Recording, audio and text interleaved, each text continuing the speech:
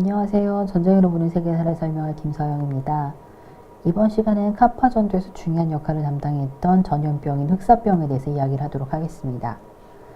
흑사병은 원래 아시아에서 발생했던 전염병인데요. 몽골 제국 확산과 더불어서 전 세계적으로 확산되었던 아주 치명적인 전염병입니다.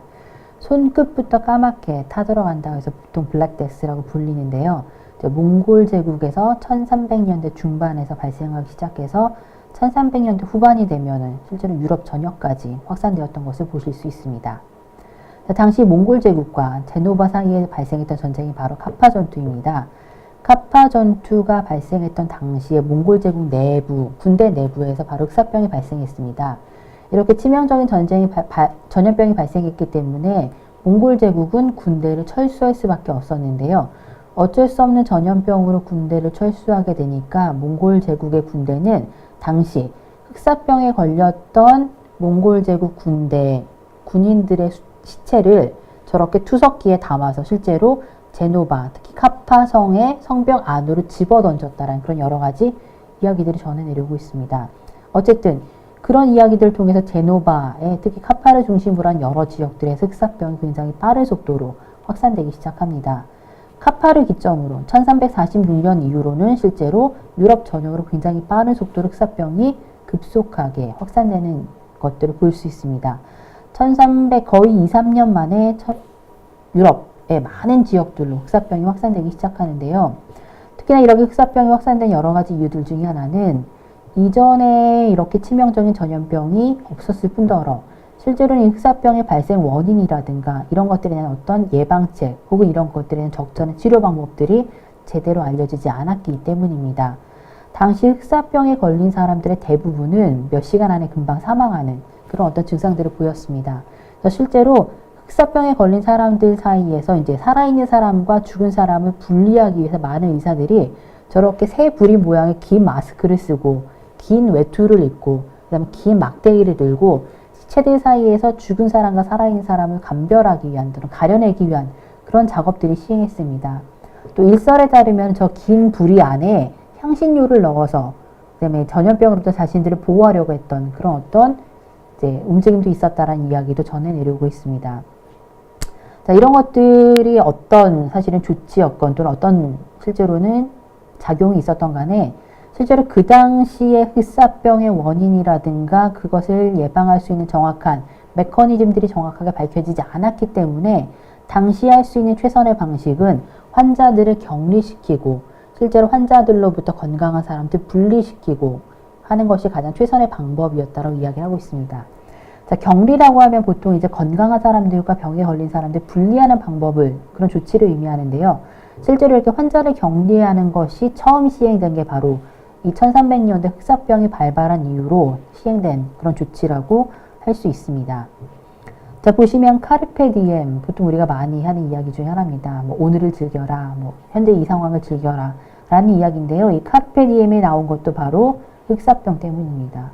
흑사병으로 해서 많은 사람들이 목숨이 이제 앗아가게 되면서 실제로 많은 사람들이 언제 닥칠지 모르는 전염병과 정말 나에게 올 수 있을까라고 하는 내일 또는 미래, 자, 그런 것들의 어떤 불안, 이런 것들을 떨쳐버리고 현재 지금 나에게 충실하고 현재 나에게 주어진 시간에 훨씬 더 보람있게 살자라는 이제 그런 어떤 의미에서 나온 것이 바로 카르페 디엠이라는 이제 그런 문구가 나왔고요.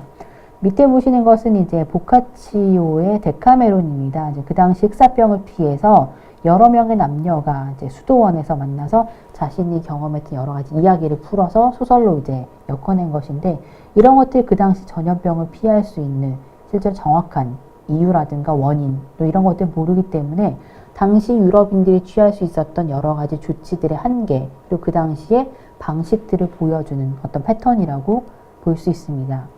자, 마찬가지로 병의 발생 원인이라든가 또는 예방책이라든가 효과적인 치료법 이런 것들이 명확하게 밝혀지지 않았기 때문에 결국 흑사병을 둘러싸고 많은 소문들과 굉장히 많은 루머들이 사실은 돌아다니기 시작했습니다. 그 중에 하나가 이제 반유대주의인데요. 당시 이제 유럽에서는 이제 초기부터 굉장히 많은 사람들이 유대인들에 대해서 배척하거나 그들을 굉장히 미워하는 분위기가 많았습니다. 이런 엔타이세미티즘은 실제로는 이제 유럽에서 전쟁이라든가 기근이라든가 또 이렇게 전염병이 발발할 때마다 굉장히 강화되는 그런 경향들을 보였습니다. 흑사병도 예외가 아니었고요. 자, 흑사병 같은 경우에는 유럽에서 특히나 반유대주의를 굉장히 강화시키는데 굉장히 중요한 역할을 담당했었습니다.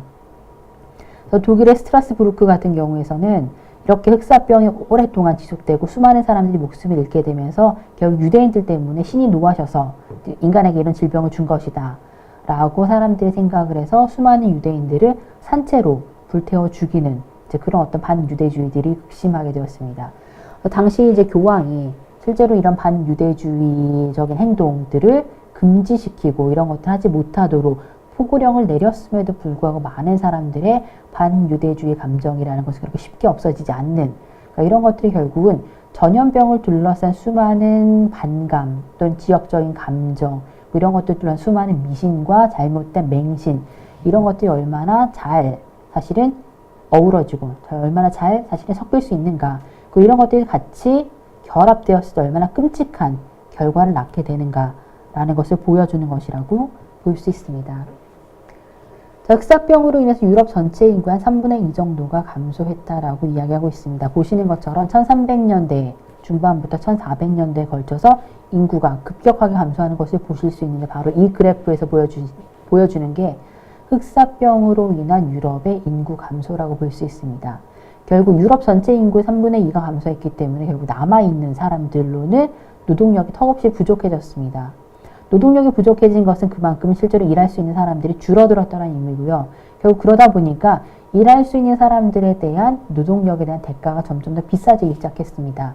결국 흑사병이라고 하는 것은 중세의 장원제도로부터 특히나 토지에 속박되어 있고 노동력이라는 것에 대한 별다른 대가를 받지 못했던 사람들이 그런 속박된 토지로부터 벗어나서 자신의 노동력, 특히 자신의 임금에 대한 것을 협상하고 그걸 훨씬 더 높일 수 있는 어떤 하나의 방편, 어떤 하나의 계기가 되었던 그런 어떤 기회라고 볼 수 있습니다.